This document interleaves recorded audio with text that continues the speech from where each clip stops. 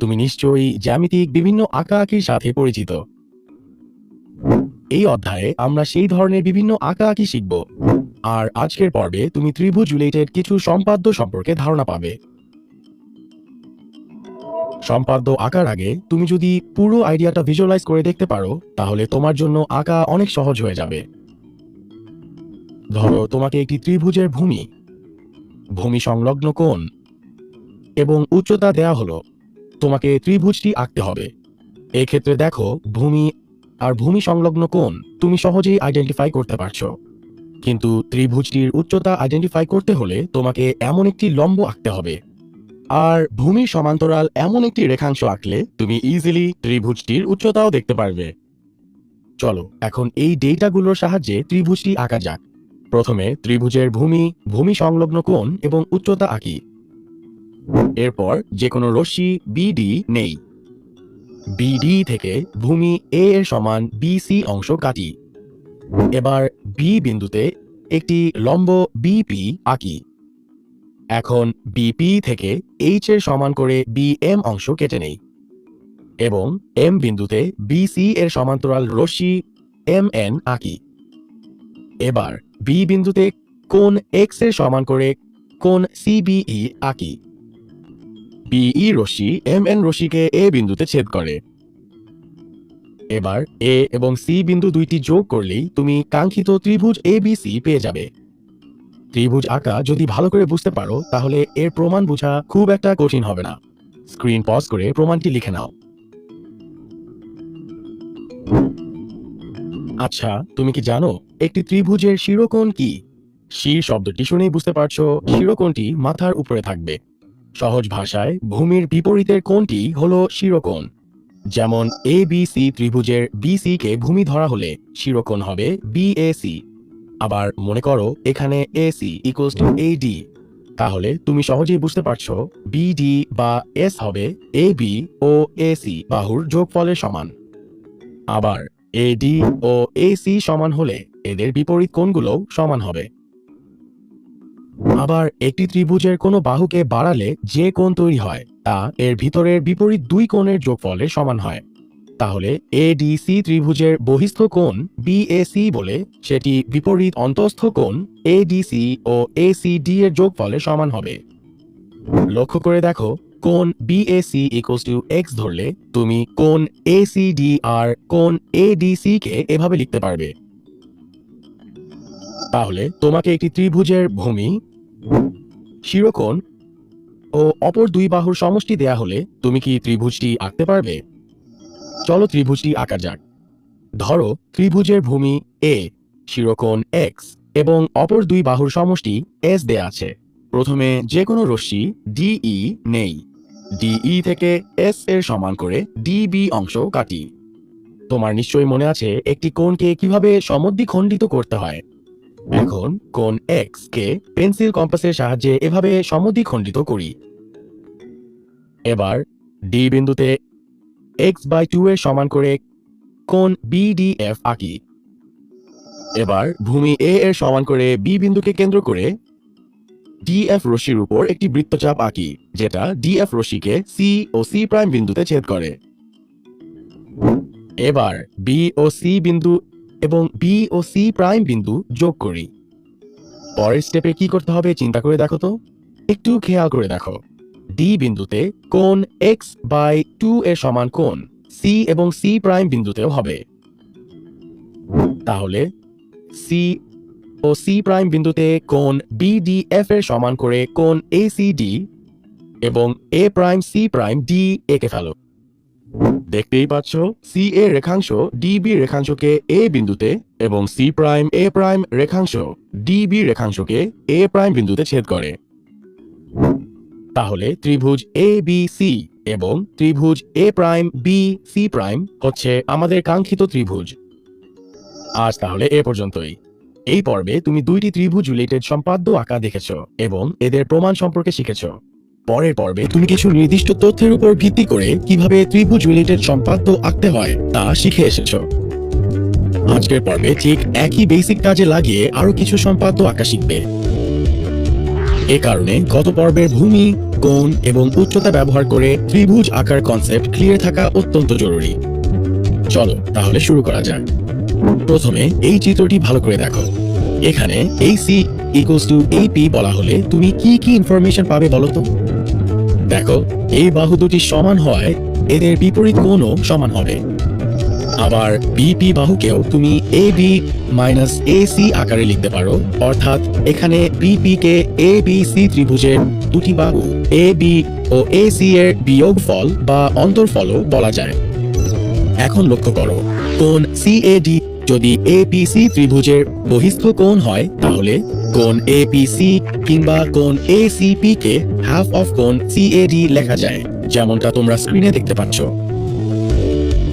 একটু খেয়াল করলে বুঝতে পারবে কোণ CAD হলো কোণ BAC এর সম্পূরক কোণ, কারণ তাদের যোগফল 180 ডিগ্রি। তাহলে কোণ APC কিংবা কোণ ACP হবে কোণ BAC এর সম্পূরক কোণের অর্ধেক। আবার ABC ত্রিভুজের BC কে ভূমি ধরলে কোণ BAC হবে ত্রিভুজটির শিরোকোণ। এতক্ষণ তো অনেকগুলো আইডিয়া শিখলাম। এখন চলো এই ইনফরমেশনগুলো দেয়া থাকলে কিভাবে সম্পাদ্যটি আঁকা যায় তা দেখে ফেলি। ধরো ত্রিভুজের ভূমি A, শিরোকোণ X এবং অপর দুই বাহুর অন্তর D দেয়া আছে। প্রথমে যে কোনো রশ্মি BD নেই। এরপর BD থেকে D এর সমান করে BP অংশ কেটে নেই। এবার কোণ X এর সম্পূরক কোণকে সমদ্বিখণ্ডিত করি। তাহলে বুঝতেই পারছো, কোণ X এর সম্পূরক কোণের অর্ধেকের সমান করে BP এর P বিন্দুতে কোণ DPM আঁকতে হবে। এবার B বিন্দুকে কেন্দ্র করে A এর সমান ব্যাসার্ধ নিয়ে PM রশ্মির উপর একটি বৃত্তচাপ আঁকি, যা PM রশ্মিকে C বিন্দুতে ছেদ করে। B ও C বিন্দু দুটি যোগ করি। এখন C বিন্দুতে কোণ DPC এর সমান করে কোণ PCA আঁকি। CA রেখাংশ BD কে A বিন্দুতে ছেদ করে, যার ফলে ABC ত্রিভুজ তৈরি হয়েছে। আর এই ABC ত্রিভুজটি হচ্ছে আমাদের কাঙ্ক্ষিত ত্রিভুজ। চলো দেখা যাক এই সম্পাদ্যটি কিভাবে আঁকতে হয়। তুমি যে কোনো ত্রিভুজের ভূমি সংলগ্ন কোণ এবং উচ্চতা আইডেন্টিফাই করা শিখেছ। আর তুমি নিশ্চয়ই জানো মধ্যমা ত্রিভুজের বাহুকে সমান দুই ভাগে ভাগ করে। তাহলে ভূমির উপর মধ্যমা ত্রিভুজটির শীর্ষবিন্দু থেকে আঁকতে হবে, যা ভূমিকে সমদ্বিখণ্ডিত করবে। মনে করি ত্রিভুজের উচ্চতা H, ভূমির উপর মধ্যমা D এবং ভূমি সংলগ্ন একটি কোণ X দেয়া আছে। প্রথমে যে কোনো রশ্মি BE নেই। BE এর B বিন্দুতে কোণ X এর সমান করে কোণ EBP আঁকি। এবার B বিন্দুতে BE রশ্মির উপর PQ লম্ব আঁকি। যেহেতু H হচ্ছে উচ্চতা, তাই লম্ব PQ থেকে H এর সমান করে PM অংশ কেটে নেই। এবার M বিন্দুতে BE রেখার সমান্তরাল রশ্মি MN আঁকি। MN Rashmi BP K A বিন্দুতে ছেদ করে। এখন A বিন্দুকে কেন্দ্র করে D এর সমান ব্যাসার্ধ নিয়ে BE এর উপর একটি বৃত্তচাপ আঁকি, যা BE কে D বিন্দুতে ছেদ করেছে। A ও D যোগ করলে বুঝতে পারবে AD হবে ভূমির উপর মধ্যমা। এবার BE থেকে BD এর সমান করে DC অংশ কেটে নেই। এরপর A ও C যোগ করলেই ABC কাঙ্ক্ষিত ত্রিভুজটি পেয়ে যাব। মনে রাখবে, মধ্যমার দৈর্ঘ্য ত্রিভুজটির উচ্চতার কম হলে ত্রিভুজটি আঁকা যাবে না। আজ তাহলে এই পর্যন্তই। আজ আমরা ভিন্ন ভিন্ন আরো দুটি ত্রিভুজ আঁকা শিখলাম। গত পর্বে তুমি ত্রিভুজ রিলেটেড কয়েকটি সম্পাদ্য আঁকা শিখেছিলে। আজকের পর্বে ত্রিভুজ রিলেটেড আরো কিছু সম্পাদ্য আঁকা শিখবে। ধরো একটি সমকোণী ত্রিভুজের অতিভুজ ও অপর দুই বাহুর অন্তর দেয়া আছে। ত্রিভুজটি আঁকতে হবে। সম্পাদ্য আঁকার আগে সব সময় দেখে নিতে হবে তোমাকে যে ইনফরমেশনগুলো দিয়ে দেওয়া হয়েছে সেগুলো তুমি আইডেন্টিফাই করতে পারো কিনা। যেমন এখানে সমকোণী ত্রিভুজটি আঁকার আগে এর অতিভুজ ও অপর দুই বাহুর অন্তর আইডেন্টিফাই করতে পারলে তোমার কাজ অনেকটা সহজ হয়ে যাবে। চলো তাহলে চেষ্টা করে দেখা যাক। তুমি নিশ্চয়ই জানো সমকোণী ত্রিভুজের সমকোণের বিপরীত বাহুটি হলো অতিভুজ। এই ত্রিভুজটির কোণ BAC 90 ডিগ্রি হলে BC হলো এর অতিভুজ। কিন্তু অপর দুই বাহু এ বি ও এসি এর অন্তর কিভাবে আইডেন্টিফাই করবে একটু ভেবে দেখো। AB is greater than AC বলে তুমি যদি AB থেকে AC এর সমান করে AE নাও, তবে BE হবে AB ও AC এর অন্তর। আবার EAC ত্রিভুজে AE equals to AC হলে এদের বিপরীত কোণগুলো সমান। যেহেতু সমকোণী ত্রিভুজটি সমকোণ বাদে বাকি দুটি কোণ সমান, সেহেতু এ দুটি কোণের মান 45 ডিগ্রিজ হবে। তাই কোণ AEC সমান কোণ ACE সমান 45 ডিগ্রিজ আঁকা লাগবে। তাহলে আমরা BE এর E বিন্দুতে 45 ডিগ্রিজ অ্যাঙ্গেল এঁকে B বিন্দু থেকে অতিভুজের সমান করে EF রশ্মির উপর বৃত্তচাপ আঁকলে C বিন্দু পাই। আর এই C বিন্দুতে 45 ডিগ্রিজ অ্যাঙ্গেল আঁকলেই ABC সমকোণী ত্রিভুজ পেয়ে যাব। চলো তাহলে এই কনসেপ্ট কাজে লাগিয়ে ত্রিভুজটি এঁকে ফেলি। ধরা যাক সমকোণী ত্রিভুজের অতিভুজ A ও অপর দুই বাহুর অন্তর D দেয়া আছে। যে কোনো একটি রশ্মি BN থেকে D এর সমান করে BE অংশ কেটে নেই। E বিন্দুতে 45 ডিগ্রিজের সমান করে কোণ NEF আঁকি। এবার B বিন্দুকে কেন্দ্র করে A এর সমান ব্যাসার্ধ নিয়ে একটি বৃত্তচাপ আঁকি, যা EF রশ্মিকে C বিন্দুতে ছেদ করে। B আর C বিন্দু দুইটি যোগ করি। বুঝতেই পারছো BC হচ্ছে সমকোণী ত্রিভুজটির অতিভুজ। এবার C বিন্দুতে EC এর সাথে কোণ CEN এর সমান করে কোণ ECA আঁকি, যেন CA রেখাংশ BN কে A বিন্দুতে ছেদ করে। তাহলে ABC হচ্ছে আমাদের কাঙ্ক্ষিত ত্রিভুজ। কোনো কনফিউশন হলে স্ক্রিন পজ করে সম্পাদ্যটির প্রমাণ দেখে নিতে পারো। চলো এখন এই ত্রিভুজটি আঁকি। ধরো কোনো ত্রিভুজের দুইটি কোণ এবং তাদের বিপরীত বাহুদ্বয়ের অন্তর দেয়া আছে। ত্রিভুজটি আঁকতে হবে। এখানেও তোমাকে ঠিক আগের সম্পাদ্যটির মতোই দুই বাহুর অন্তর আইডেন্টিফাই করতে হবে। তোমার কাঙ্ক্ষিত ত্রিভুজ যদি ABC হয়, তবে মনে করো কোণ CAB হলো কোণ X এবং কোণ CBA হলো কোণ Y। এখন নিশ্চয়ই ধরতে পারছো যে এদের বিপরীত বাহুদ্বয় AC ও BC এর অন্তর পেতে হলে তোমাকে আগের মতোই AC থেকে BC এর সমান CE নিতে হবে। তাহলে বাহু দুটির অন্তর হবে AE। আশা করি এ পর্যন্ত ঠিকঠাক বুঝেছ। খেয়াল করো এখানে কোণ X কোণ Y এর চেয়ে ছোট, তাই BC বাহুও AC বাহুর চেয়ে ছোট হবে। এই জন্যই আমরা AC থেকে BC বিয়োগ করেছি। অর্থাৎ তোমাকে সব সময় বড় কোণের বিপরীত বাহু থেকেই D কেটে নিতে হবে। আবার তুমি চাইলেই কোণ X এর সমান করে কোণ CAB এঁকে ফেলতে পারবে। কিন্তু কোণ Y এর জন্য তোমাকে আগে B বিন্দুটি নির্ণয় করতে হবে। এর জন্য E বিন্দুতে তোমাকে একটি কোণ আঁকতে হবে। কিন্তু E বিন্দুতে আঁকা কোণটির মান কি হবে? এক্ষেত্রে তোমাকে একটু ডিপলি চিন্তা করতে হবে। প্রথমেই দেখো CE and BC সমান বলে বিপরীত কোণ CBE and CEB পরস্পর সমান। আবার কোণ ABE হলো কোণ Y ও কোণ CBE এর ডিফারেন্স। তুমি অলরেডি জানো ত্রিভুজের যে কোনো বাহুকে বাড়ালে উৎপন্ন বহিস্থ কোণ বিপরীত অন্তঃস্থ কোণ দুটির সমষ্টির সমান। তাহলে তুমি কোণ CEB কে এভাবেও লিখতে পারো। এখন কোণ ABE এর মান বসিয়ে এমন পাবে। আবার কোণ CBE কোণ CEB এর সমান হওয়ায় তুমি ফাইনালি কোণ CEB এর মান পাবে কোণ X ও কোণ Y এর যোগফলের অর্ধেক। তাহলে দিয়ে দেওয়া কোণ X ও Y এর সমষ্টির অর্ধেকের সমান করে E বিন্দুতে কোণ আঁকলে তুমি B বিন্দু পাবে। আশা করি তুমি এখন ত্রিভুজটি এঁকে ফেলার প্রসিজার সম্পর্কে একটা আইডিয়া পেয়ে গেছো। চলো তাহলে শুরু করা যাক। মনে করো তোমাকে দুটি কোণ X ও Y এবং এদের বিপরীত বাহুদ্বয়ের অন্তর D দেয়া হয়েছে। প্রথমে যে কোনো রশ্মি AM নেই। এই M এর A বিন্দুতে X কোণের সমান করে কোণ MAD আঁকি। AD রশ্মি থেকে D এর সমান করে AE অংশ কেটে নেই।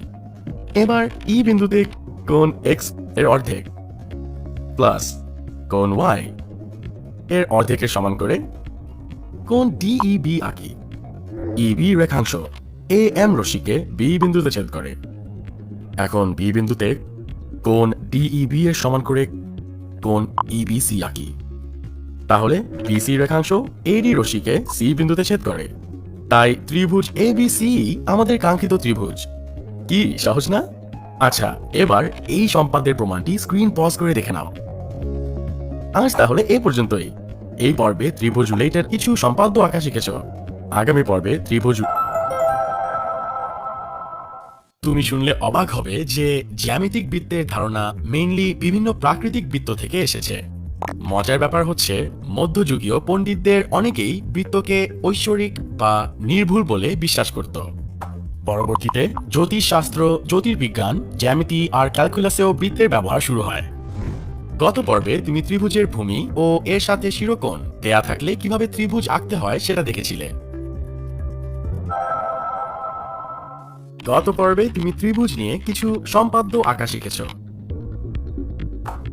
আজকের পর্বে তুমি ত্রিভুজ নিয়ে আরো কিছু সম্পাদ্য আঁকা শিখবে। আমাদেরকে এখানে দুটি ত্রিভুজ আঁকতে একটি কমন টার্ম দিয়ে দেওয়া হয়েছে, আর সেটি হলো শিরোকোণ। কি ভয় পেয়ে গেলে? শিরোকোণ শুনতে যতটা কঠিন মনে হচ্ছে তা আইডেন্টিফাই করা তার থেকে বহুগুণ সহজ। ত্রিভুজের ভূমির অপোজিটের কোণটাই হচ্ছে শিরোকোণ। তাহলে বুঝতেই পারছো এটা ত্রিভুজের মাথায় থাকে বলে নামটাও এমন দেওয়া হয়েছে। চলো প্রথমে এই ত্রিভুজটি কিভাবে আঁকা যায় তা আলোচনা করা যাক।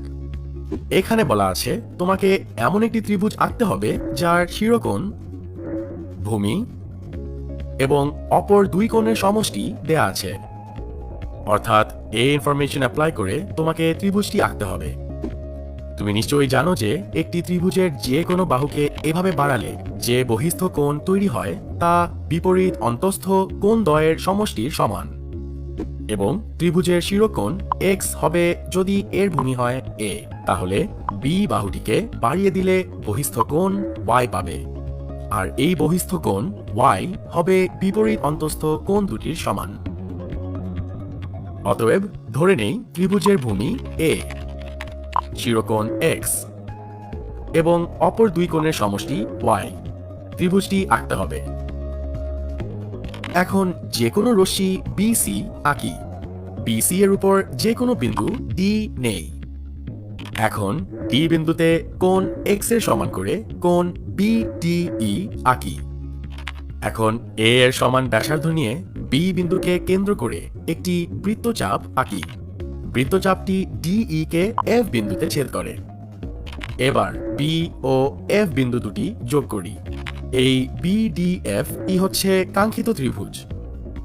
এবার এক নজরে এই সম্পাদ্যটির প্রমাণ দেখে নাও।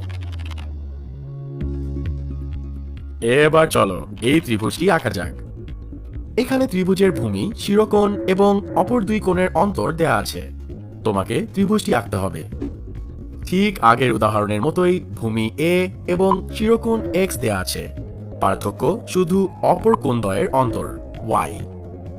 সম্পাদ্যের লেসনগুলো ভালোভাবে আয়ত্ত করতে তোমাকে অনেক ওয়েতে চিন্তা করা শিখতে হবে। মোস্ট ইম্পর্টেন্ট থিং ইজ কেন এভাবে আঁকছো তা ধরতে পারলেই তোমার জন্য ড্র করা একদম ইজি হয়ে যাবে। যেমন ধরো এই সম্পাদ্যটি আঁকলে তুমি ফাইনালি এমন একটি ফিগার পাবে যেখানে ABC ত্রিভুজ হবে তোমার কাঙ্ক্ষিত ত্রিভুজ। ত্রিভুজ ABC এর শিরোকোণ x, বাকি দুই কোণের ডিফারেন্স বা অন্তর y, আর ভূমি BC ইকুয়ালস টু A। এই ইনফরমেশনগুলো তুমি ফাইনাল ফিগার থেকে নিয়ে আসতে পারলেই সম্পাদ্যটি প্রমাণ হয়ে যাবে, যার মাধ্যমে তুমি আঁকার প্রসিজার সম্পর্কে একটি ক্লিয়ার আইডিয়া পাবে। ধরে নাও হাফ অফ অ্যাঙ্গেল x এবং হাফ অফ অ্যাঙ্গেল y সমান যথাক্রমে অ্যাঙ্গেল YCD এবং অ্যাঙ্গেল DCF। আবার angle CBE equals to half of angle y এবং অ্যাঙ্গেল AEB সমান অ্যাঙ্গেল ABE আঁকা হয়েছে। YC যদি CB এর উপর লম্ব হয় তাহলে অ্যাঙ্গেল ACB এর জন্য এমন লিখতে পারো। আবার তুমি এই থিওরিটি অ্যাপ্লাই করে অ্যাঙ্গেল AEB সমান এরকম পাবে। যেহেতু ত্রিভুজের তিনটি কোণের সমষ্টি 180 ডিগ্রি, তাহলে তুমি ABE ত্রিভুজে এটি অ্যাপ্লাই করে angle CAB equals to x বের করে ফেলতে পারো। কি ইন্টারেস্টিং না? পজ করে প্রতিটি লাইন ফিগারের সাথে মিলিয়ে দেখে নাও। এখন চলো বাকি দুই কোণের ডিফারেন্স y হয় কিনা মিলিয়ে নেওয়া যাক। দেখতেই পাচ্ছ angle ABC and angle ACB এর ডিফারেন্স y পাওয়া যায়। তাহলে চলো এই আইডিয়াগুলো কাজে লাগিয়ে দেয়া ইনফরমেশন অ্যাপ্লাই করে ত্রিভুজটি এঁকে ফেলি। প্রথমে যে কোনো রশ্মি CX থেকে ভূমি A এর সমান করে CB অংশ নেই। এবার C বিন্দুতে CB এর উপর CY লম্ব আঁকি। এখন X এবং Y কোণদ্বয়কে অর্ধেক করি এবং CY এর C বিন্দুতে কোণ X এর অর্ধেকের সমান করে কোণ YCD আঁকি। এরপর CD এর C বিন্দুতে কোণ Y এর অর্ধেকের সমান করে কোণ DCF আঁকি। এখন এই স্টেপে CB এর B বিন্দুতে কোণ Y এর অর্ধেকের সমান করে কোণ CBE আঁকি। BE line CF K E বিন্দুতে ছেদ করেছে। এবার EB এর B বিন্দুতে কোণ FEB এর সমান করে কোণ EBA আঁকি। এখানে BA line CF K A বিন্দুতে ছেদ করেছে, অর্থাৎ ত্রিভুজ ABC হচ্ছে কাঙ্ক্ষিত ত্রিভুজ। এখন পজ করে সম্পাদ্যটির প্রমাণ আরেকবার দেখে নাও, যাতে কোনো কনফিউশন না থাকে।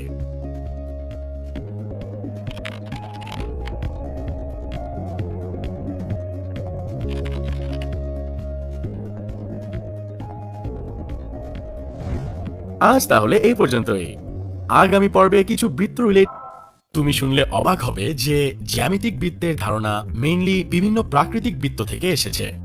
মজার ব্যাপার হচ্ছে মধ্যযুগীয় পণ্ডিতদের অনেকেই বৃত্তকে ঐশ্বরিক বা নির্ভুল বলে বিশ্বাস করত। পরবর্তীতে জ্যোতিষশাস্ত্র, জ্যোতির্বিজ্ঞান, জ্যামিতি আর ক্যালকুলাসেও বৃত্তের ব্যবহার শুরু হয়। গত পর্বে তুমি ত্রিভুজের ভূমি ও এর সাথে শিরোকোণ দেয়া থাকলে কিভাবে ত্রিভুজ আঁকতে হয় সেটা দেখেছিলে। আজকের পর্বে তুমি বৃত্ত সংক্রান্ত কয়েকটি সম্পাদ্য আঁকা শিখবে। প্রথমে বৃত্ত রিলেটেড একটি ইম্পর্টেন্ট কনসেপ্ট রিওয়াইন্ড করা যাক। তুমি কি জানো যে কোনো বৃত্তের কেন্দ্র আর ব্যাসার্ধ বের করে ফেলতে পারলেই কিন্তু একদম সহজেই বৃত্তটি এঁকে ফেলা যায়। যেমন এই বৃত্তটি আঁকার জন্য যে ইনফরমেশন দেয়া আছে সেগুলো থেকে কেন্দ্র আর ব্যাসার্ধ বের করতে তোমাকে বৃত্তের একটি বেসিক কনসেপ্ট কাজে লাগাতে হবে। তুমি জেনারেল ম্যাথে নিশ্চয়ই জেনে এসেছো বৃত্তের কেন্দ্র ও ব্যাস বাদে কোনো জ্যা এর মধ্যবিন্দুর সংযোজক রেখাংশ ওই জ্যা এর উপর লম্ব। যেমন এই বৃত্তটির ব্যাস বাদে একটি জ্যা হলো AB এবং AB এর মধ্যবিন্দু হলো M, কেন্দ্র O এবং AB এর মধ্যবিন্দু M এর সংযোজক রেখাংশ OM। তাহলে OM হবে AB এর লম্ব সমদ্বিখণ্ডক এবং OM লম্বটি কেন্দ্র O দিয়ে যায়। আবার OA কিংবা OB হলো বৃত্তটির ব্যাসার্ধ। চলো এখন বৃত্তের এই কনসেপ্টের মাধ্যমে সম্পাদ্যটি এঁকে ফেলা যাক। এখানে এমন একটি বৃত্ত আঁকতে হবে যা দুইটি নির্দিষ্ট বিন্দু দিয়ে যায় এবং যার কেন্দ্র একটি নির্দিষ্ট সরল রেখায় অবস্থিত। মনে করি A ও B দুইটি নির্দিষ্ট বিন্দু এবং একটি নির্দিষ্ট সরলরেখা PQ দেয়া আছে। প্রথমে A ও B বিন্দু দুইটি যোগ করি এবং AB কে বৃত্তের ব্যাস ভিন্ন একটি জ্যা কনসিডার করি। অর্থাৎ তুমি নিশ্চয়ই বুঝতে পারছো যে কেন্দ্র পেতে হলে AB কে সমদ্বিখণ্ডিত করতে হবে। তাহলে এই স্টেপে এভাবে AB রেখাংশের সমদ্বিখণ্ডক CD এঁকে ফেলি। CD রেখাংশ PQ সরলরেখাকে O বিন্দুতে ছেদ করে। তাহলে O হবে বৃত্তটির কেন্দ্র এবং OA কিংবা OB হবে বৃত্তটির ব্যাসার্ধ। এখন O বিন্দুকে কেন্দ্র করে OA অথবা OB এর সমান ব্যাসার্ধ নিয়ে ABNM বৃত্ত আঁকলে সেটি হবে আমাদের কাঙ্ক্ষিত বৃত্ত। সুতরাং সম্পাদ্যটির প্রমাণ হবে এরকম, যেখানে বৃত্তটি A এবং B বিন্দু দিয়ে যায় এবং কেন্দ্র O PQ সরলরেখার উপর অবস্থিত। পজ করে দ্রুত নোট করে নাও এবং কনফিউশন থাকলে রিওয়াইন্ড করে চেক করে ফেলো। চলো এখন এই সম্পাদ্যটি কিভাবে আঁকা যায় তা ভেবে দেখি। একটু খেয়াল করে দেখো, একটি বৃত্তের কেন্দ্র থেকে বৃত্তটির পরিধির উপরে যে কোনো বিন্দুর দূরত্বই হলো ব্যাসার্ধ। এবার এমন একটি বৃত্ত আঁকতে হবে যা নির্দিষ্ট দুইটি বিন্দু দিয়ে যায় এবং যার ব্যাসার্ধ একটি নির্দিষ্ট রেখাংশের সমান। মনে করো দুইটি নির্দিষ্ট বিন্দু এ ও বি এবং একটি নির্দিষ্ট রেখাংশ আর দেয়া আছে। প্রথমে এ ও বি যোগ করি। এবার বি বিন্দুকে কেন্দ্র করে আর এর সমান ব্যাসার্ধ নিয়ে এ বি এর দুই পাশে দুইটি করে বৃত্তচাপ আঁকি। বৃত্তচাপ দুইটি পরস্পরকে পি ও কিউ বিন্দুতে ছেদ করেছে। তুমি নিশ্চয়ই ধরতে পেরেছ যে পি এ এবং পি বি এর ডিস্টেন্স ব্যাসার্ধ আর এর সমান। এখন পি কে কেন্দ্র করে পি এ অথবা পি বি এর সমান ব্যাসার্ধ নিয়ে এ বি সি বৃত্ত আঁকি। আবার অপর পাশের কিউ এ এবং কিউ বি এর দূরত্ব কিন্তু ব্যাসার্ধ আর এর সমান। তাহলে কিউ কে কেন্দ্র করে কিউ এ বা কিউ বি এর সমান ব্যাসার্ধ নিয়ে আরেকটি বৃত্ত এ বি ডি আঁকি। আর এই A B C O A B D বৃত্ত দুটির প্রত্যেকটি আমাদের কাঙ্ক্ষিত বৃত্ত। অর্থাৎ সম্পাদ্যটির প্রমাণটি হবে এরকম, যেখানে বৃত্ত এ ও বি বিন্দু দিয়ে যায় এবং যার ব্যাসার্ধ নির্দিষ্ট রেখাংশের সমান। আশা করি সব ক্লিয়ারলি বুঝতে পেরেছ। আজ তাহলে এ পর্যন্তই। এ পর্বে তুমি বৃত্তের বেসিক কনসেপ্ট কাজে লাগিয়ে বৃত্ত আঁকা শিখেছ।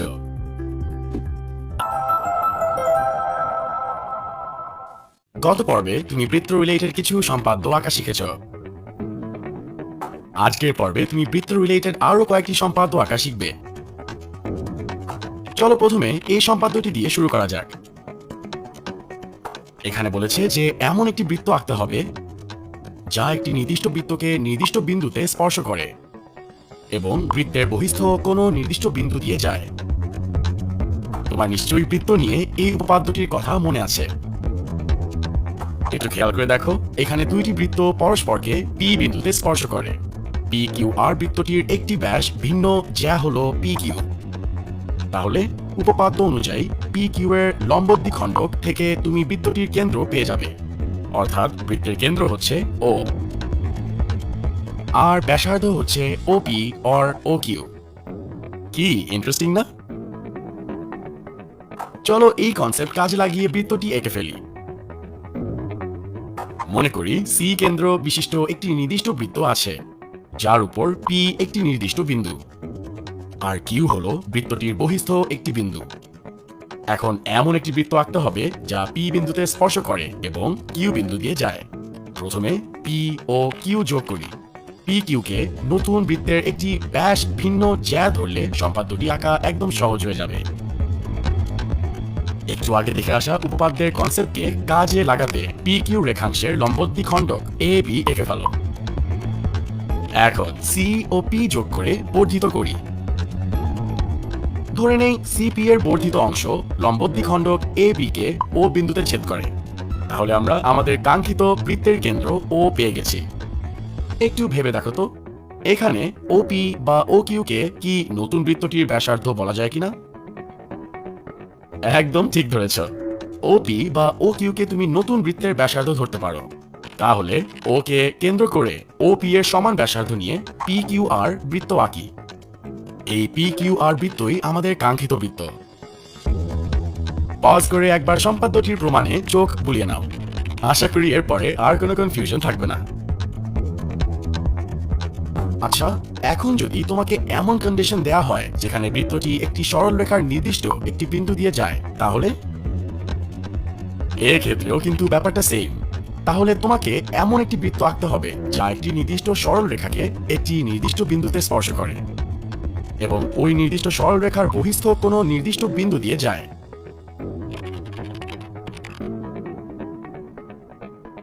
যে বিন্দু দুটি দেয়া আছে তাদের সংযোগ রেখাকে বৃত্তের ব্যাস ভিন্ন একটি জ্যা ধরো। তাহলে বৃত্তের কেন্দ্র পেতে হলে কি করতে হবে বলতো? যদি ভেবে থাকো ব্যাস ভিন্ন জ্যাটিকে সমদ্বিখণ্ডিত করতে হবে, তাহলে তুমি একদম রাইট ওয়েতেই চিন্তা করছো। এখন তুমি ইজিলি ধরতে পারছো যে প্রদত্ত সরল রেখার যে বিন্দু দিয়ে বৃত্তটি যায় তার উপর একটি লম্ব আঁকলেই তুমি কেন্দ্র পেয়ে যাবে। চলো এই স্টেপগুলো ফলো করে বৃত্তটি এঁকে ফেলা যাক। মনে করি যে কোনো সরল রেখা এ বি এর এ একটি নির্দিষ্ট বিন্দু এবং এর বহিস্থ একটি বিন্দু পি দেয়া আছে। এমন একটি বৃত্ত আঁকতে হবে যা এ বিন্দুকে স্পর্শ করে ও পি বিন্দু দিয়ে যায়। প্রথমে এ বি রেখার এ বিন্দুতে এ সি লম্ব আঁকি, এ এবং পি যোগ করি। এরপর এপি এর লম্বদ্বিখণ্ডক কিউ আর আঁকি। ধরে নিই লম্বদ্বিখণ্ডক কিউ আর এসি কে ও বিন্দুতে ছেদ করেছে।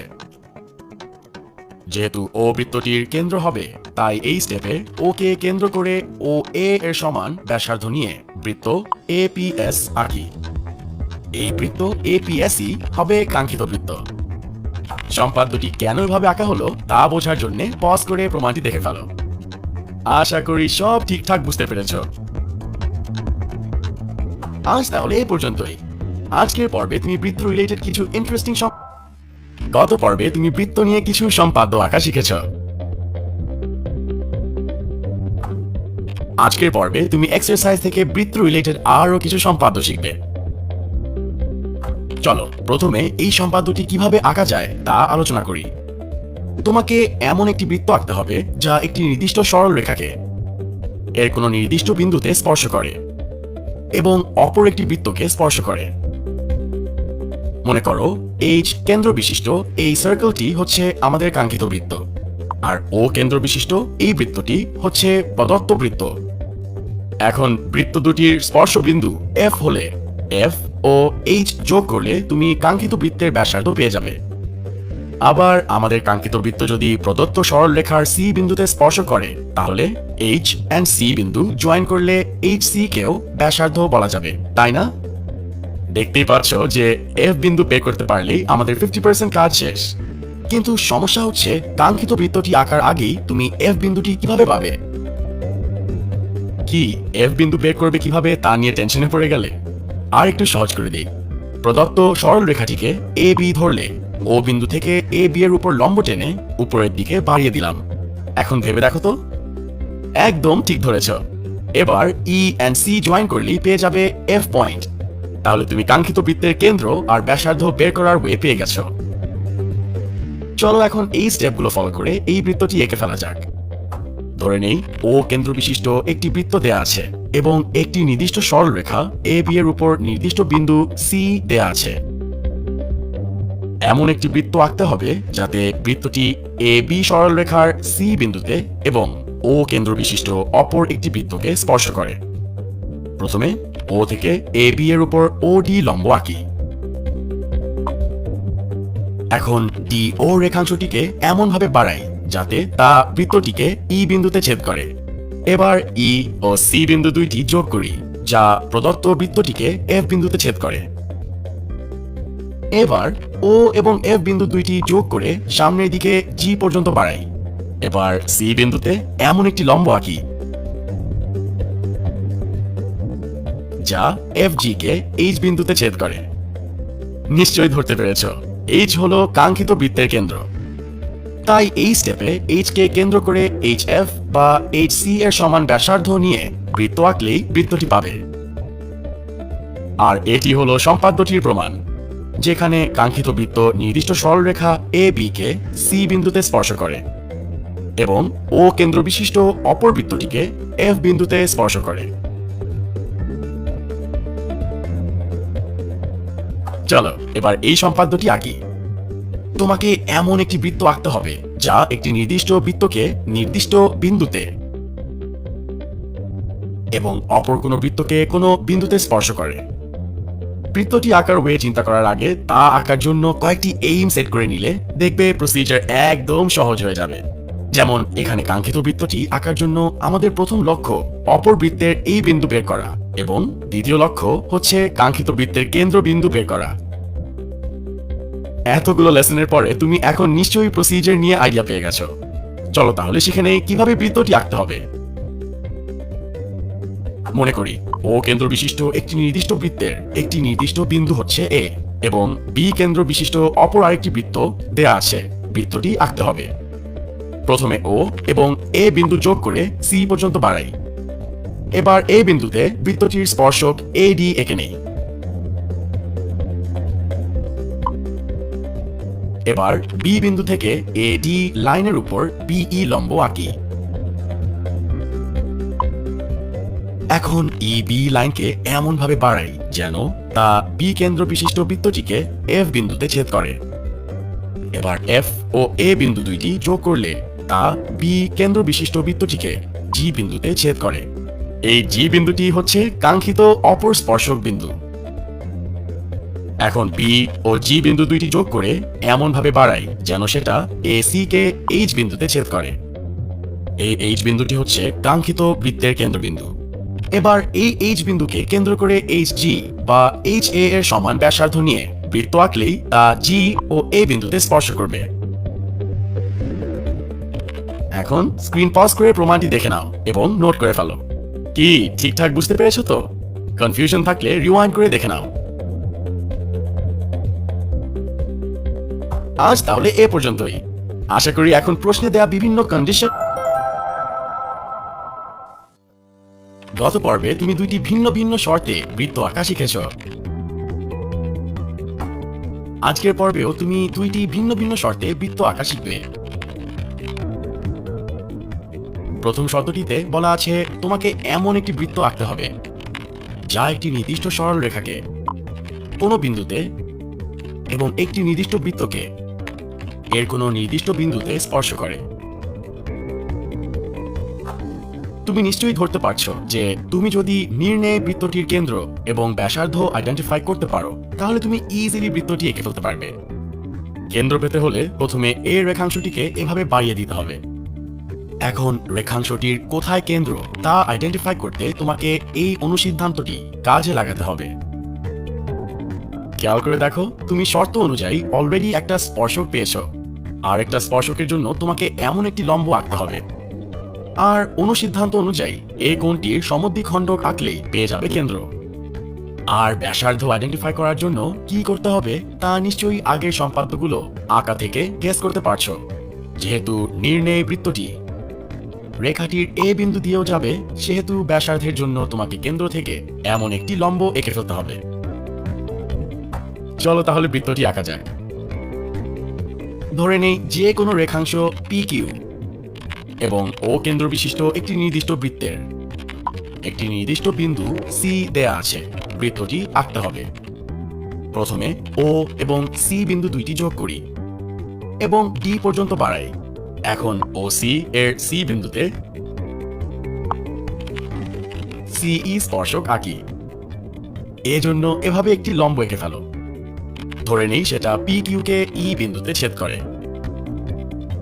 এবার সিই কিউ কোণের সমদ্বিখণ্ডক আঁকি এবং মনে করি ইএফ রেখাংশ সিডি কে এফ বিন্দুতে ছেদ করেছে। এখন ব্যাসার্ধ পাওয়ার জন্য এফ বিন্দুকে কেন্দ্র করে পি কিউ এর উপর এফ জি লম্ব আঁকি। তাহলে বৃত্তটির কেন্দ্র হবে এফ, ব্যাসার্ধ হবে এফ জি বা এফ সি। এখন এফ কে কেন্দ্র করে এফ সি বা এফ জি এর সমান ব্যাসার্ধ নিয়ে একটি বৃত্ত এঁকে ফেলো। এই এইচ জি সি বৃত্তই হচ্ছে কাঙ্ক্ষিত বৃত্ত, যা পি কিউ কে জি বিন্দুতে এবং ও কেন্দ্র বিশিষ্ট বৃত্তকে সি বিন্দুতে স্পর্শ করে। কোনো রকম কনফিউশন হলে এক নজরে এই সম্পাদ্যটির প্রমাণ দেখে নাও। এবার চলো এই শর্তে বৃত্ত কিভাবে আঁকতে হয় তা শেখা যাক। চলো বৃত্ত তিনটি আঁকার আগে আমরা একটু চিন্তা করে দেখি কোন ওয়েতে অ্যাপ্রোচ করতে হবে। মনে করো তোমাকে এমন তিনটি ভিন্ন ভিন্ন ব্যাসার্ধের বৃত্ত আঁকতে হবে যাতে তারা পরস্পরকে বহিঃস্পর্শ করে। এই বৃত্তটির ব্যাসার্ধ এ, এই বৃত্তের ব্যাসার্ধ বি এবং এই বৃত্তটির ব্যাসার্ধ হচ্ছে সি।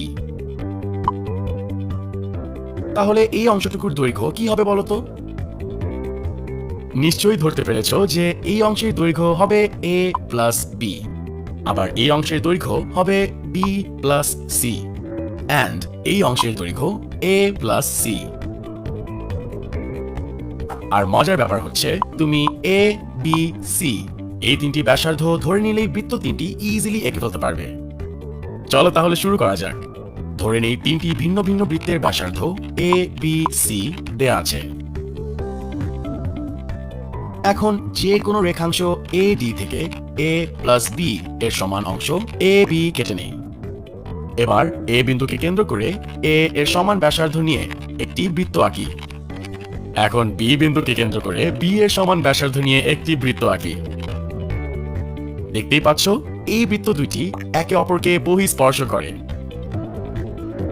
এবার এ বিন্দুকে কেন্দ্র করে সি প্লাস এ এর সমান ব্যাসার্ধ নিয়ে একটি বৃত্তচাপ আঁকি এবং বি বিন্দুকে কেন্দ্র করে বি প্লাস সি এর সমান ব্যাসার্ধ নিয়ে আর একটি বৃত্তচাপ আঁকি। ধরে নেই বৃত্তচাপ দুইটি একে অপরকে সি বিন্দুতে ছেদ করে। এখন সি ও এ বিন্দুদ্বয় এবং সি ও বি বিন্দুদ্বয় যোগ করি। তাহলে আমরা আমাদের থার্ড বৃত্তের কেন্দ্র সি পেয়ে গেলাম। এখন সি বিন্দুকে কেন্দ্র করে সি এর সমান ব্যাসার্ধ নিয়ে বৃত্ত আঁকলেই থার্ড বৃত্ত পাওয়া যাবে। তাহলে এ তিনটি আমাদের কাঙ্ক্ষিত বৃত্ত, যারা পরস্পরকে বহিঃস্পর্শ করে। এখন এক নজরে সম্পাদ্যটির প্রমাণ দেখে নাও। আজ তাহলে এই পর্যন্তই। তুমি নিশ্চয়ই ধরতে পেরেছো সম্পাদ্য আঁকবার ক্ষেত্রে তোমাকে ভার্সেটাইল ওয়েতে চিন্তা করতে হবে এবং সেই অনুযায়ী অ্যাপ্রোচ করতে হবে। ইউক্লিডের এই কথাটি একদম এরই প্রতিফলন। আজ তাহলে এ পর্যন্তই। দেখা হচ্ছে পরের কোনো পর্বে ইন্টারেস্টিং কোনো টপিক নিয়ে। সে পর্যন্ত ভালো থেকো।